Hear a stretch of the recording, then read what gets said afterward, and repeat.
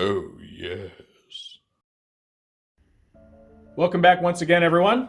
Today I'm bringing you a review for the new Transformers War for Cybertron Kingdom number 15. This is Deluxe class Ractonite. Ractonite is the second official fossilizer of the Kingdom line and is part of the second wave of the Deluxe class toys. I say official fossilizer because the verdict's still kind of out on whether or not Vertebrake is one, since she doesn't break apart. Ironically, Vertebrake doesn't break apart. Anyway, so Ractonite is a completely new character that turns into a skeletal Triceratops, so that's pretty cool. He or she, we're not sure, they are still a Predacon, so far all the fossilizers have been Predacons, and, hopefully he'll prove to be just as interesting as his Wave 1 counterpart, Paleotrex. So if you've seen my reviews before, you know how this goes. We're going to take a look at Ractonite's packaging, then we'll open it up. We'll see his fate reveal card, his instructions, and then we'll see Ractonite himself in both his Beast, Weaponizer, and Robot modes. I'll be doing some group shots today, and then at the end of the video, I'll give my final thoughts. So Ractonite comes in your standard Kingdom Deluxe packaging. You can see the toy right here, oddly enough facing off to the side a little bit. It gives you a good look at his face there, which is very interesting, very unique looking. Across the front and the side, you get his artwork. So it shows his Beast mode here, Robot mode there. So he's got this Predacon symbol on the shoulder. I don't know if it's like that on the final product or not. I don't remember seeing that. It's a nice piece of artwork. Seems to be using like the exact same background that a lot of these toys are, with the Nemesis there, Crash behind him. All right, here we get a show-off render of the character in the Robot mode, the Beast mode, all his parts broken down, and then weaponizing or fossilizing, whatever you want to call it, Deluxe class Huffer. You can see he takes 16 steps to transform, so I guess about a normal difficulty level for Deluxe. And interestingly, he doesn't have like a specific animal cave painting going on. Looks like some slash marks here, but that's about it. Your Kingdom side panel on the top, just a Predacon symbol, and more stuff, more branding. So overall, pretty cool looking. And now let's see everything that's inside. All right, the card was yet another repeat, so we're skipping that part. So we get straight to Ractonite's instructions. Get his name in both English and Ancient Autobot, Predacon symbol, render, logos, all that fun stuff. Number 15. Open this up. We get renders for both the Robot and Beast modes. And then we get the transformation from Robot to Beast, right there. And then the disassembly instructions to take them apart into all those different components, which is going to be useful. A little part breakdown here. And we see how to make this massive, looks like a Warhammer, which is really cool. They use Huffer as their little go-to robot to show off for this. And then we get our second configuration, which gives Huffer like a back-mounted little spike weapons, a big sword, and a shield, which is cool. And then we have our other weaponizer mode, which gives Huffer, looks like a big war mace and a sword. So it's pretty cool. You'll see here that you actually remove the different horns from the dinosaur head there. And I'm going to talk a little bit on that when we get to that point, because you may have an issue with that. All right, here we get to see Ractonite's Beast mode. And I think I might have called him a Triceratops before. If I did, that's not true. He's a Styracosaurus. Triceratops has horns coming out of the forehead. This guy has more prominent ones on the head crest, so I may have oopsied there. If I did, that's my correction. All right, so you can see, very detailed. Goes for much more of an actual bone coloration than either of his teammates, both Paleotrex and Vertebrake. Those went for more of an actual, stone-like fossil color. So he's a bit different there, which I like. He's pretty articulated. He's got a working mouth, which is very cool. Head can move up and down, it can turn, the legs can, move and bend every which way. The tail can just kind of raise up right here. Doesn't really move too much at the base.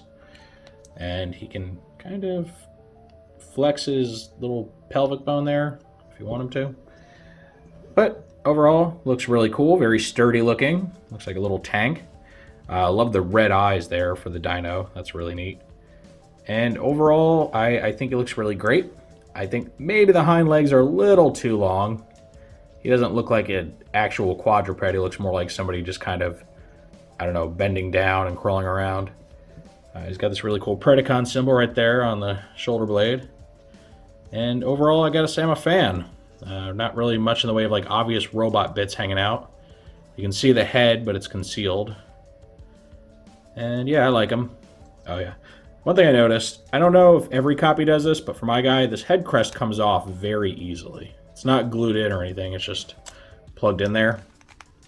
Which actually makes sense now, because if you saw the recent Hasbro reveals, this guy's being retooled into an Autobot named Tricranium, who actually will be a Triceratops. So it makes sense that this piece is, you know, fairly interchangeable without much work. Also want to point out, I mentioned in that final weaponizer mode that you take these horns off, and I want to talk about something. These two, for me, came off very easily the first time, no issue. This nose horn here absolutely would not come out. And it actually, I went as far as disassembling him. Like, I took all this off, I undid the screws here, like took everything apart, and this was more or less glued into the skull, or maybe, I think, if anything, the paint made it stick. You can see right here, it's kind of chalky looking. And that was really in there, and I had to, like, very carefully separate that to get it to where it'll actually come out. I don't know if every copy's like that, but it was like that on mine. And if you experience that, the best thing I can tell you, rather than just, like, fighting with it and trying to wriggle it out or pry it out because you might, you know, maybe snap off that post, just go ahead, carefully, get a little screwdriver, undo these. The head will come apart fairly easily. You can take everything apart, and you'll just kind of want to get something, you know, you can get up in there and just like kind of scrape away at what's holding it in there, and it will give eventually. So don't break your toy, just, you know, be a little surgical about it. Here's a quick group shot with his Predacon Fossilizer teammates. Over here you get the little one, Vertebrake, who, unlike her Deluxe counterparts, doesn't actually turn into weapons and armor. And then over here we get Paleotrex. Now what's cool is all three of these characters now have confirmed retools or redecos coming down the pike. Vertebrake is getting an Autobot counterpart in Wave 3 of Kingdom. Ractonite's getting that previously mentioned Triceratops retool. That's going to be part of a Blast Effects pack, similar to the accessory pack. And that's going to be an Autobot named Tricranium. And then Paleotrex here is actually getting done up twice. One is a recolor called Skelevore as part of the Netflix spoiler pack, and then a retool as Transmutate, which I still have very mixed feelings about. I mean, I guess it's great if you don't already have a Transmutate, but, well, we'll get to that when the time comes. So that's kind of cool, because when I had reviewed these two, we really didn't know what was coming, and I had always wondered, like, are all of these guys going to be Predacons? Because that's kind of lame. Well, it turns out each one of them is getting an Autobot counterpart. We also have a new mold coming in Wave 3 called Wingfinger, who is an Autobot by default. And if, you know, the trend continues, we'll probably get a Predacon counterpart down the line, which is very cool. I like the fact that we can get 2 full teams, you know, 1 for each faction.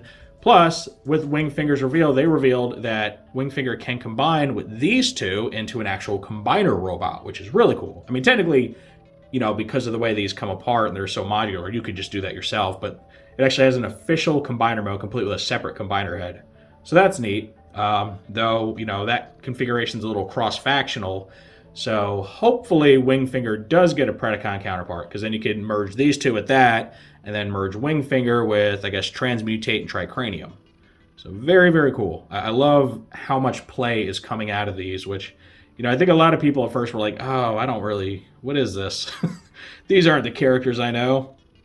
But they're proving to be a lot of fun. They're really a really great addition to this line. All right, now it's time to take Ractonite apart, start having some fun. So the first thing you do is go ahead and remove the dinosaur head. Pull the front legs off. I'm gonna straighten them out. Flip these pegs down, like so. Same thing here. Et voila. Remove the rib cage piece, a big old chunky piece. And you're going to turn the headpiece around here and rotate this like so. And you're going to flip this peg out. It's kind of hard to get out there, but it's got a little tab here, and if you kind of push at that and the top of the post, it should give without too much of a fight, like this. All right. Then we are actually going to set that down, remove the hind legs. Oop. Didn't mean to take the whole thing off yet. All right, let's straighten those out, remove them. Then you remove this robot pelvis thing. Move the end of the tail, like so. Then you're gonna fold this up inside and fold that post up. All right, and then let's go ahead and just kind of get everything laid out like this. Get it all where it needs to go. All right, cool. It's Lego time. All right, now I've gone and pulled out Cyclonus for this. I know the instructions use Huffer, but I usually like to keep these things within the same faction, just so it makes sense. So I'll probably use Huffer for Tricranium when he comes out, just to make it make a little more sense. Plus, those two will color match very well. Okay, so the first thing we're gonna do is this giant Warhammer mode, which is one of my favorites. I think this is really cool. So you take the big rib cage here, turn it like so, and then you take the pelvic bone area, attach them like this, and then you're going to flip this over, and you're going to take one of the legs, and it looks like, according to the instructions, oh, not those, sorry, one of the hind legs. Looks like this one. I don't think it matters too much, but this is the one they're using, so that's what I'm going to use. All right, I'm going to plug it onto this post right here. Kind of hard to get to, but you can get there. All right, in there nice and good. Get like that, cool, cool. You take the robot pelvis, and let's see, we want it facing like so. I'm gonna rotate these out. You're gonna attach it here like a handle, like this. All right, there it is. And then you can just give it a Cyclonus, who looks a little more appropriate wielding this thing than Huffer. Huffer's a little small for this. And yeah, this is a big old hammer. Kind of puts him off balance a bit. That looks cool, though. I like that. Cyclonus looks like he's really going to mess somebody up with that. Now, as you can see, this obviously doesn't use all of Tricranius's parts. But there's nothing stopping you from getting creative and finding ways to, you know, attach these as armor or as other weapons or something while using this. But I'm going to stick with the official configurations for now. Okay, I've gone and re-separated everything. Now this next configuration is a much more traditional weaponizer loadout. It's got the whole like backpack weapon thing that I think pretty much every weaponizer type character has, you know, some variation of that. So we're gonna start with the dino head. You wanna remove the top spikes from the head crest there. Set those guys aside. And then we're going to use let's make sure I get this right, the hind legs, like this, and we're going to take those spikes and attach them to the bottoms of the feet. I'm going to do it in a way where like they're like sticking up a little.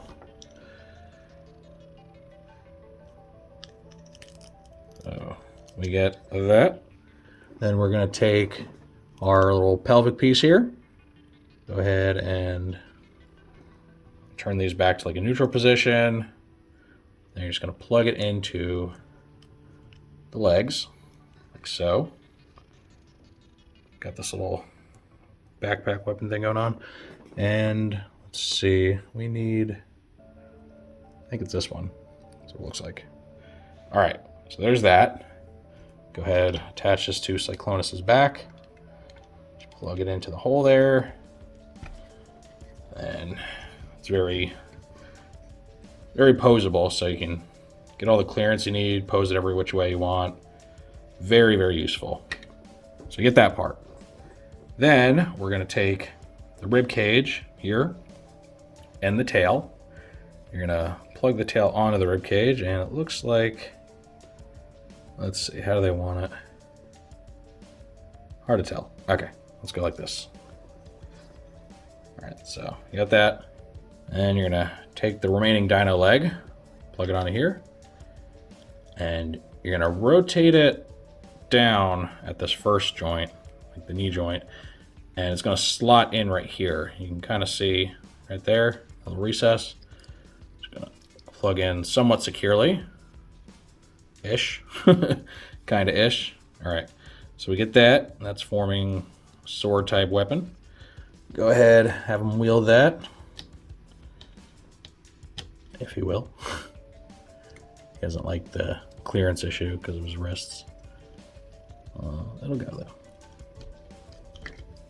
Maybe. Really doesn't seem to want to hold it.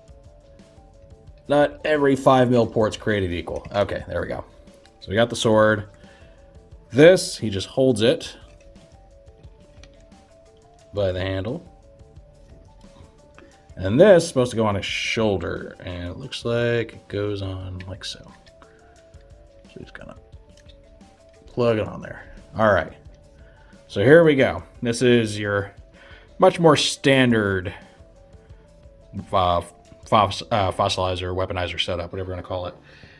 And it's all right. It's pretty cool. It's not as over the top and anime-esque as the other giant weapons that we'll see, but it's something that looks a little more, I guess, wieldable, much less cumbersome.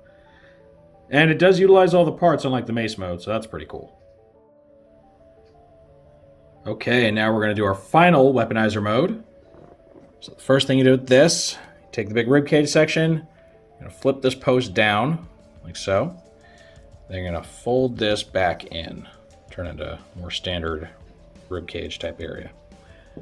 You go ahead, remove all 3 horns from the skull this time. So hopefully your nose horn comes out much more easily than mine did, because that wasn't fun. It's never fun when you got to worry about whether or not you're going to break a toy just to get it to work right, you know? Okay, so you're going to go ahead and plug that little nose horn into the bottom here. And you're going to plug the 2 top horns to the sides. This is your battle mace. Pretty cool. So you get that. Then you take pelvic area for the robot, straighten those leg little nubs out again, and we want to plug this in like right over the robot head, like so. Just plug it in there like that. That's going to be your battle mace. And then for the skull, you want to open the mouth up, flip this little peg inside the mouth forward. You're going to stick, let's see, looks like this one. Ha! All right, you're going to stick this dino leg in here. Again, it doesn't really matter which side you use. I'm just trying to keep it, you know, with the instructions. All right, close up on the leg like so. Go ahead and attach this tail spike here, like that. That's going to become a sword weapon. So again, this one doesn't utilize every single piece. There I am hitting my camera. So feel free to, you know, add on to this and create your own armor and stuff if you want to. But once you struggle to get Cyclonus to actually wield this thing, this will be a little easier. Less clearance issues. All right, let's turn it around. Little flimsy. Not as bad as, say, Fast Track's spear mode, but not the most solid thing either. Okay. Okay, here we go. Let's get it like this. All right, so here you go. This is a much more decked out weapon setup. Overall, looks pretty cool. I do like the mace, and I like the sword with like the dinosaur head hilt there. I do wish the tail color matched a little better. It's by far the lightest piece on this whole setup, aside from maybe the spikes, so it does look a little off compared to this darker gray, but not too bad. I like it. I think overall I prefer the over-the-top nature of the giant Warhammer. It basically makes Ractonite into like a roided up version of the Battlemaster Smashdown, who also turns a big hammer, so I dig that. But all three of these are very serviceable. I think it's a shame that they don't officially include like the extra parts in 2 of the 3 setups, but it's a minor complaint because again, you're more than able to utilize these any way you want to let your imagination flourish and gear up your guys as appropriate. All right, I got them apart one last time, and we're going to do our last transformation, finally doing the robot mode. So, go ahead and take the big old rib cage here, flip the peg in if it's not already in, turn the head around, and fold all this up, making the upper torso area. And you're going to take the robot pelvis, bring the legs down, plug it in.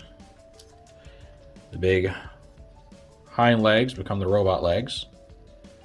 Nothing too fancy there. Just kind of a like for like. I'll get them standing up. Then you take the dino pelvis, plug it in. Sorry, wrong side. Plug it in over here.